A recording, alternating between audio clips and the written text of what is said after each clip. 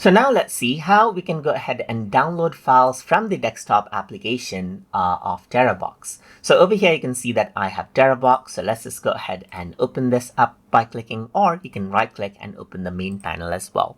So now to download, I'm going to go around over here onto the section where I want to download from. So let's say, for example, I want to go ahead and download the shared example folder. So all I need to do is click on the download button right here, and then you can choose where you want to go ahead and download. So I'm just going to go ahead and browse, and let's just go ahead and select out my desktop. Let's say, for example, select out the folder and press OK, and then it simply downloads out that file for me right here. So you can see the shared example right here, just like this. Let's just go around over here onto these three files. Let's say, for example, and I'm going to go ahead and right click and download them off right here. So you can go ahead and select out the location right here, and you'll be able to see the download details around over here as well. And even in the transfer section right here, you can see what files are downloading.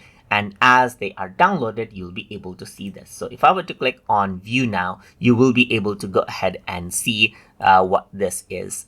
What has been downloaded right here. It'll be redirected onto that particular folder for you, just like that. So that is how you can simply go ahead and download files using the desktop kind of Terabox. So I hope you guys learned something as always. And as always, please like, comment, share, and subscribe